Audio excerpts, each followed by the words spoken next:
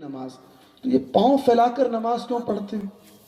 اس کو دلیل نہیں معلوم ہوگی، اس کو دلیل نہیں معلوم ہوگی، مولوی کے پاس جائے گا آپ نے اور دعویٰ کیا ہے کہ ہم کسی کی پیروی نہیں کرتے، تقلید نہیں کرتے، تو ان کا مولوی کہے گا دیکھیے صحیح بخاری کتاب الاذان میں ایک حدیث ہے، اللہ کے رسول صلی اللہ علیہ وآلہ وسلم نے فرمایا اے لوگوں جب تم نماز میں صفوں میں کھڑے ہو، صف سمجھتے ہیں نا، پنکتی قطار لائن، تو اپنے درمیان فاصلہ مت چھوڑو، اگر تمہارے درمیان فاصلہ رہے گا تو شیطان تمہارے دلوں کے بیچ میں فاصلہ پیدا کرے گا۔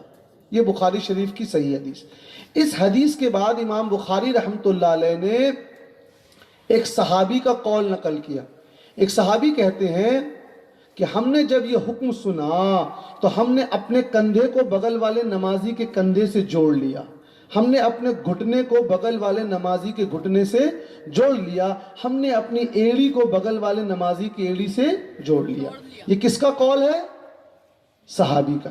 تو یہ اہل حدیث نے کہا دیکھیے ہم اپنا پاؤں اسی لیے پھیلاتے ہیں تاکہ بغل والے نمازی کی ایڑی سے ہماری ایڑی مل جائے۔ ٹھیک، یہ بات سمجھ میں آ گئی؟ اب ہم نے کہا ٹھیک، یہ آپ کی دلیل ہے۔ سوال نمبر 1، کیا آپ صحابہ کے قول اور عمل کو بھی حجت سمجھتے ہیں؟ کیا آپ صحابی نے جو کیا اور کرا اس کو مانتے ہیں؟ کہیں گے ہاں مانتے ہیں۔ ہم نے کہا تو پھر آج سے مان لیجئے کہ بدعت بھی دو قسم کی ہوتی ہے، اچھی اور بری، کیونکہ حضرت عمر رضی اللہ عنہ نے فرمایا ھذا نعمت البدع، تو اگر صحابی کے قول کو مانتے ہیں تو آپ کو بدعت کو اچھی اور بری ماننا پڑے گا۔ بے شک، سبحان اللہ۔ ایسا نہیں ہو سکتے یہاں مانیں گے یہاں نہیں مانیں گے، یہ سب نہیں چلے گا، مرضی کے مالک نہیں ہو سکتے ہیں آپ۔ دوسرا سوال، آپ پورے والے اہل حدیث ہیں کہ آدھے والے؟ پورے والے۔ تو بھائی حدیث شریف میں تو صحابی نے 3 چیزوں کو جوڑنے کا حکم دیا، ذکر کیا، کندھے سے، گھٹنے سے، ایڑی سے۔ آپ لوگ تو صرف ایڑی سے ایڑی جوڑتے ہیں، کندھے سے کندھا کیوں نہیں جوڑتے؟ کیا کندھے سے کندھا جوڑ سکتے ہیں آپ لوگ؟ میری ہائٹ 5 فٹ 8 انچ، مولانا عارف صاحب کی ہائٹ بالفرض 5 فٹ 6 انچ، دونوں بغل میں کھڑے ہو گئے۔ اس کو سمجھنے کے لیے اصول شاشی پڑھنے کی ضرورت نہیں، نارمل کامن سینس ہے۔ 5 فٹ 8 انچ میرا کندھا یہاں پہ، ٹھیک ہے نا؟ میرے بغل میں جو نمازی کھڑے ہیں ان کی ہائٹ ہے 5 فٹ 6 انچ، ان کا کندھا میرے برابر ہوگا کہ نیچے ہوگا؟ نیچے ہوگا نا؟ اسی طرح میرا گھٹنا یہاں 5 فٹ 8 انچ، ان کا گھٹنا نیچے ہوگا۔ اب بتائیے کندھے سے کندھا اور گھٹنے سے گھٹنا کیسے جوڑے گا؟ بتائیے، نہیں جوڑتا۔ اسی لیے حضور نے فرمایا، بخاری شریف کی حدیث ہے، من یرد اللہ بہ خیرا یفقہہ فی الدین۔ سبحان اللہ۔ حضور نے فرمایا اللہ تعالیٰ جس کے ساتھ بھلائی کا ارادہ کرتا ہے اس کو دین کی تفقہ، سمجھ، فقہ عطا فرماتا ہے۔ سبحان اللہ، سبحان اللہ، کیا بات ہے۔ اب بتائیے جو لوگ اپنے آپ کو اہل حدیث کہتے ہیں کہ آپ آدھے والے ہیں یا پورے والے؟ اگر پورے والے ہیں تو کندھے سے کندھا بھی جوڑنا پڑے گا اور گھٹنے سے گھٹنا بھی، ورنہ کل سے وہی نہیں بھائی ہم لوگ آدھے والے اہل حدیث ہیں کیونکہ آدھے حدیث پہ عمل کرتے ہیں۔ کیا اس حدیث پہ عمل ہو سکتا ہے؟